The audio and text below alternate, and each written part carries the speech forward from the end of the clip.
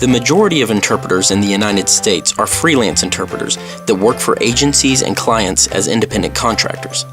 Now, there are several distinctions that differentiate an independent contractor with an employee, but the one we're addressing today is that independent contractors are free at their discretion to accept or decline assignments from their agencies or customers.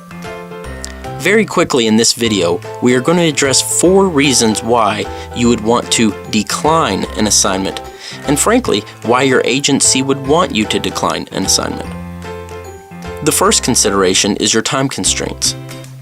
Don't accept an assignment if you cannot dedicate the proper amount of time needed.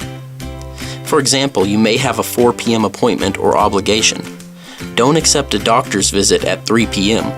Even if you think the doctor's visit will be very short, maybe 30 minutes, it's not worth the risk. Accepting assignments close together may result in shortchanging one client or arriving late for another. Make sure to communicate with your agency about your time constraints and decline any appointments that may have the risk of conflicting. The second reason you may want to decline an assignment is due to skill level. You may be a great consecutive interpreter, but when it comes to simultaneous conference interpreting, you may need to decline. If the assignment is one that you know you can't do well, then don't accept it.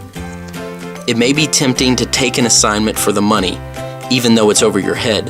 However, in doing so, you could damage your reputation as an interpreter and actually hurt your chances for future work. The next reason you may want to decline an assignment is for a moral or religious reason. First of all, if you take an assignment that you have a fundamental moral objection to, then you are setting yourself up to be tempted to deviate from the transparent interpreter role. You may even be tempted to compromise your word choice while interpreting. Second, you shouldn't have to compromise your convictions. Engage your freedom to choose assignments that don't violate your core beliefs. The last reason that you should decline an assignment would be because of a conflict of interest. If you know the client on a personal level or you have interpreted for them in a different setting, it may be best to decline the assignment. At the very least, you should discuss any potential conflict of interest with your agency or customer and decide together what the best course of action would be. Ultimately, you want to say yes to as many appointments as possible so that your agency and customer will want to continue giving you priority when jobs come available. However, as mentioned in this video, there are times you should decline.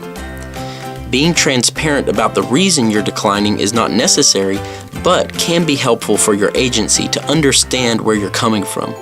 In fact, demonstrating the professionalism it takes to know when to say no can be attractive to your agency or customers. I hope you've enjoyed the advice in this video. Please take the time to subscribe and like below. Also, leave us an interpreting question in the comments section.